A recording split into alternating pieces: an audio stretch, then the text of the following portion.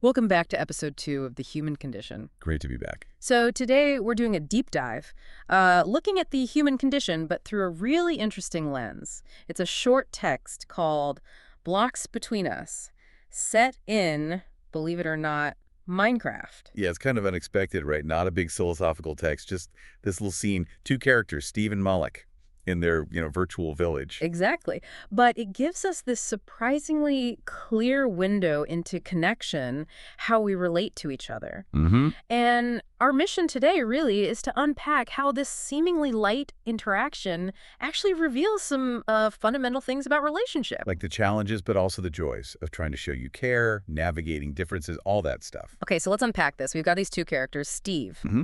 How would you describe him? Well, Steve seems like the adventurous type, right? Good intentions, definitely. Yeah. But maybe a little awkward when it comes to, expressing deeper feelings. Yeah, emotionally reserved, maybe. And then Malik. Malik feels more confident, I think. Creative, too.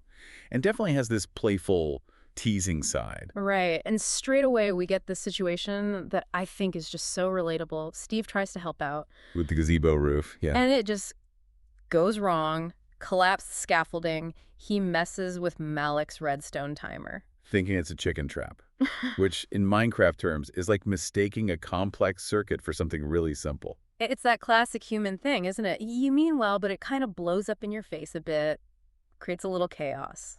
And that right there, even in that small moment, it highlights something key about, the human condition, really.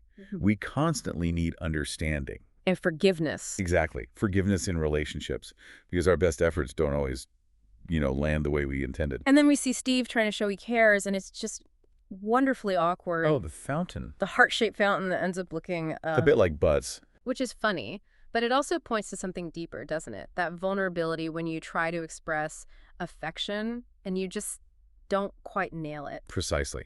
And Malik's reaction is so important here. He teases him gently. You're lucky you're cute. Right. But then he accepts it. Butts are fine too. It's the thought that counts.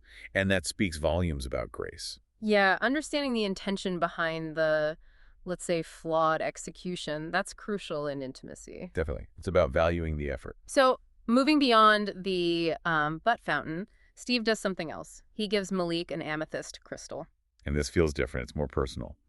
He picked it specifically because it reminded him of a time Malik was brave when he cared for Steve. That shift is interesting. It's not just a generic gesture. It's tied to a shared memory, a specific quality he admires in Malik. And that really gets at something core about connection, doesn't it?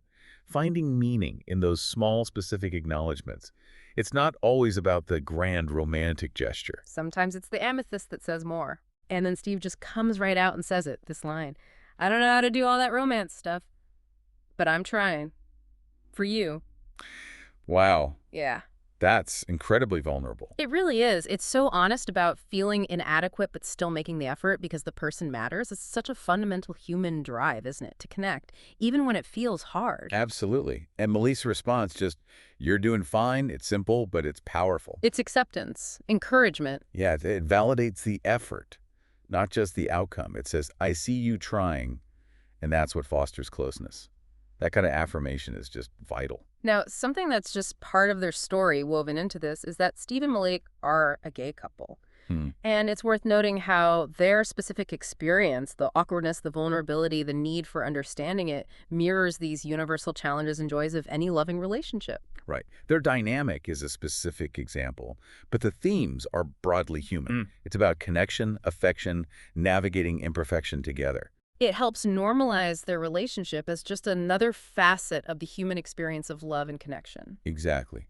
It underlines how those fundamental needs for love, acceptance, effort, they transcend the specific identities involved. It's all part of the human condition. So when we boil it all down, what's the big takeaway from this little Minecraft scene?